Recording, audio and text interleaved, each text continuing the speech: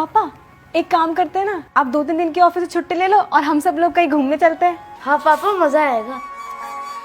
हाँ, मैं भी कह रही थी कि कहीं घूम के आते हैं, बड़ा मजा आएगा, बहुत दिन हो गए। हम इस वीकेंड पे गांव चलते हैं दादा दादी के पास। हाँ बड़ा मजा आएगा ये। तो आप इस फ्राइडे हाफ डे ले लेना, तब तक हम दोनों भी स्कूल से आ जाएंगे और ये वीकेंड हम गांव में दादा दादी के साथ मनाएंगे। डन। डन। काजल सुजल अपने कमरे में जाओ, होमवर्क करो। ठीक है मम्मी, चलो सुजन।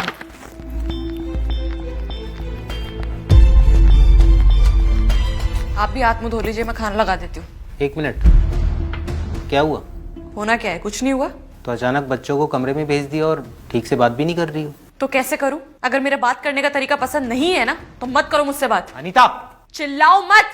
और अगर तुम्हें जाना है ना गाँव तो अकेले चले जाना, मैं और मेरे बच्चे कहीं नहीं जाएंगे।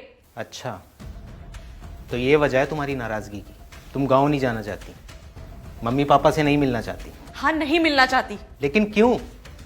इतना कुछ किया उन्होंने हमारे लिए। उन्होंने जो कुछ भी किया है ना वो आपके लिए किया है, मेरे लिए उन्होंने आज तक कुछ नहीं किया।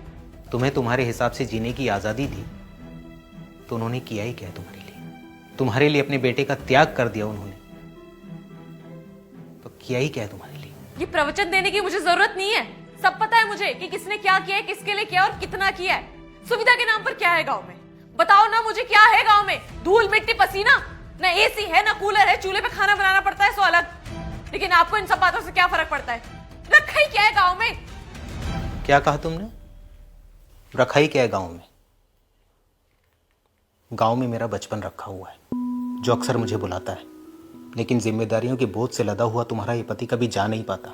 गांव की वो गलियां जहां खेल कूद कर मैं बड़ा हुआ, गर्मी के वो थपेड़े, धूल मिट्टी जिसे खाकर मैंने जीवन की कठिनाइयों से लड़ना सीखा, चूल्हे का वो खाना जिसे खाकर मैं जवान हुआ। तुमने ठीक कहा, गांव में ना कूलर है ना एसी,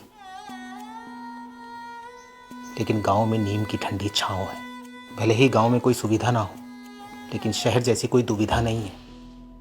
और सबसे बड़ी बात, गांव में मेरे माता पिता हैं जिन्होंने मुझे इस लायक बनाया कि इतने बड़े शहर के घर में मैं अपने परिवार के साथ रहता हूं। मैं जानता हूं कि तुम कभी गांव में नहीं रही, हमेशा से शहर में ही पली बड़ी हो, लेकिन गांव को समझने और देखने का नजरिया तुम्हारा बिल्कुल गलत है। हम जिस दृष्टि से देखते हैं ना, सृष्टि हमें हमेशा वैसी ही नजर आती है। और रही बात माँ बाप की, तो कितना ही समय बचा है उनके पास जीने के लिए? क्या वो थोड़ी सी खुशी के भी हकदार नहीं है? और छोटी मोटी बातें किस घर में नहीं होती अनीता? तो क्या हम इन छोटी मोटी बातों पर रिश्ते तोड़ देते हैं? एक बात बताओ, क्या तुम्हारे माँ बाप ने कभी तुम्हें नहीं डांटा? उन्होंने कभी तुम्हें भला बुरा नहीं कहा? तो क्या तुमने रिश्ता तोड़ दिया? और एक बात बोलूं अनीता, जिस दिन तुम खुद को उनकी बेटी मान लोगी ना, उस दिन वो तुम्हें तुम्हारे माँ बाप लगने लगेंगे। मैं इस वीकेंड बच्चों को लेकर गांव जाऊंगा। मैं नहीं चाहता कि वो उस अनुभव से वंचित रह जाएं जिस अनुभव से तुम वंचित हो।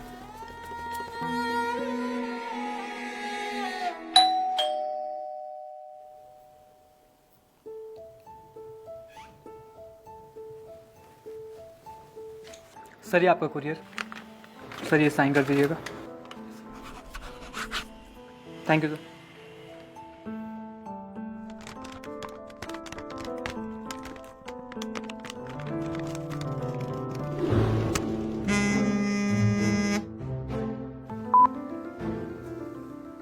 हेलो।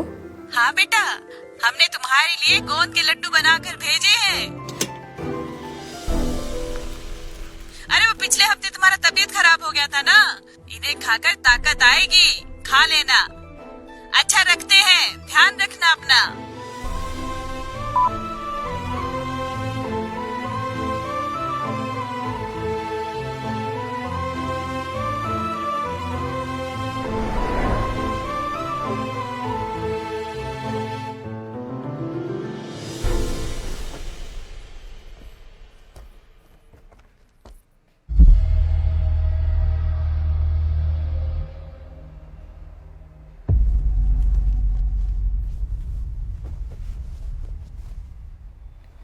हम गांव के लिए कब निकल रहे हैं?